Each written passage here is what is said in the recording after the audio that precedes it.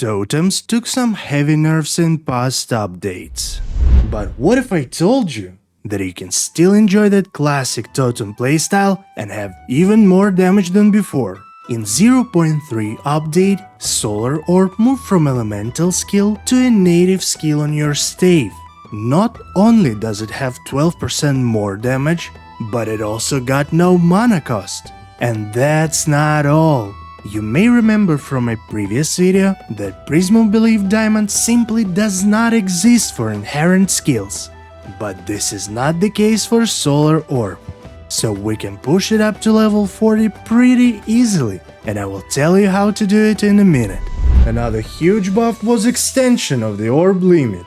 With multiplying Squall's Note from our Ascendancy and new secrets of the orb in our passive tree, we can have 4 of these bad boys, pushing our total DPS closer to 1,000,000.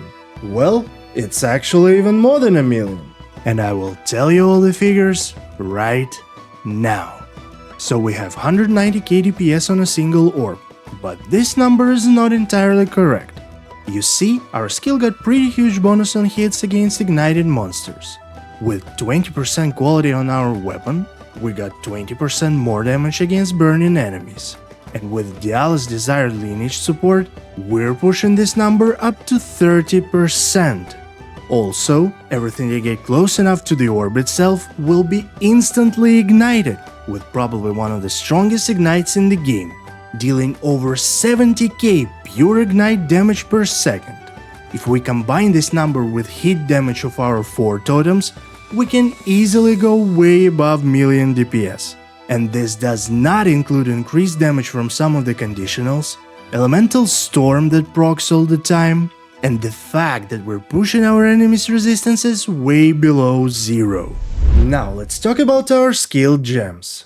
Our main skill is Solar Orb. The only downside of this is Pulse Interval, which cannot be modified in any way, and it's 1.4 seconds. So your orb will start doing damage with 1.4 seconds delay, which is extremely annoying, especially given the fact that you cannot modify this number with your cast speed or any other stats. But it is what it is. We're using Overabundance to have an additional +1 to skill limit, Considered Casting for 35% more damage, Zenith for 30% more damage and mana regeneration speed, Controlled Destruction, once again more damage, and finally Diala's Desire for +1 to skills and extra 10% quality. The next skill we're using is Elemental Weakness, supported by Heightened Curse, Fire Mastery, Rapid Casting, and Efficiency. Next, we got Frostbomb.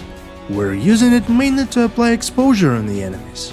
As you probably already know, Elemental Weakness can push monster resistances down to a 0, and with exposure, you can go well below negative values. Supported by Potent Exposure for increased effect, Second Wind to use it twice in a row, Rapid Casting for more cast speed, and Efficiency for less cost. Next, we have Archmage. This skill will add a decent chunk of total damage output. Basically, we gain 4% of damage as extra lightning for each 100 maximum mana. And because we're stacking tons of mana for our defensive purposes anyway, that's a very good skill to use in our case. As for supports, we have Clarity for extra mana regeneration, Cannibalism for the 2% life on kill, and Lightning Mastery for a bit more cost efficiency. Finally, we have Elemental Storm. This is a conditional skill that will be triggered once in a while. Basically, it's a complementary damage source, supported by cooldown recovery, controlled destruction, elemental focus, fire mastery, and prolonged duration. Now let's talk about our gear. The main thing for this build is weapon. If you want to know how to craft this one, I have a separate video dedicated to that topic, so definitely check that out. Another super important part for those who want to level up this character. Because Solar Orb is a basic attack, its support gem slots is strictly tied to the skill gem level of your weapon.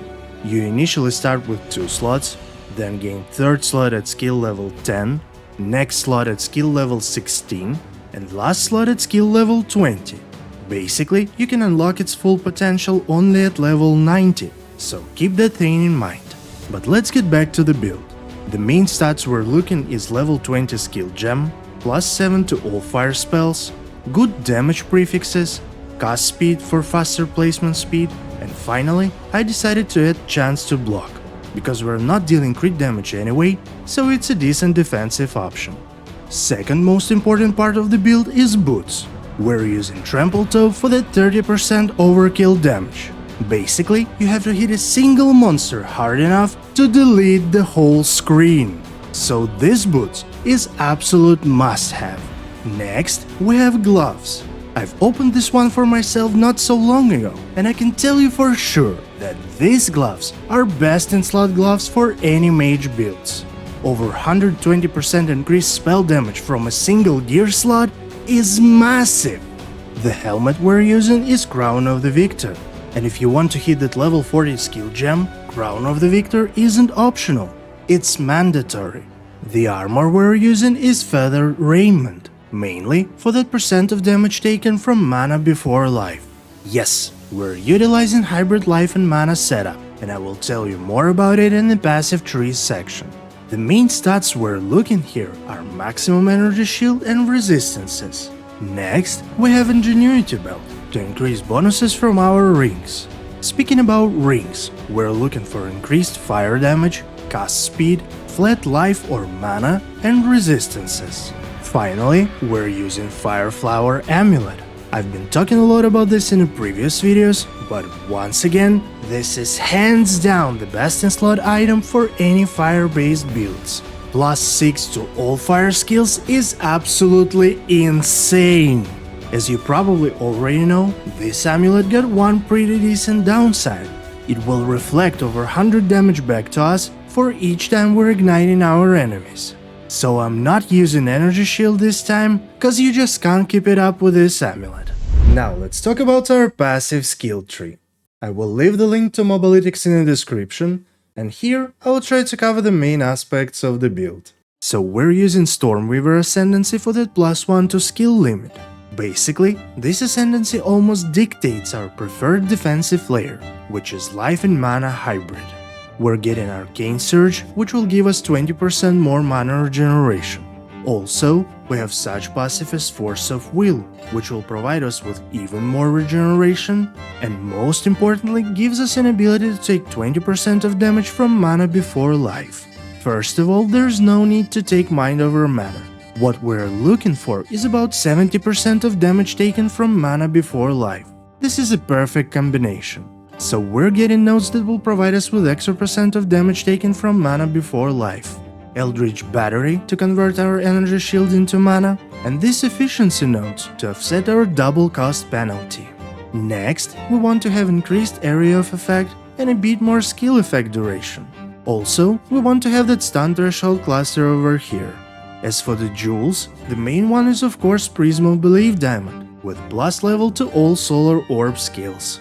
And as always, I hope you enjoyed this video, so don't forget to subscribe and definitely check this next one.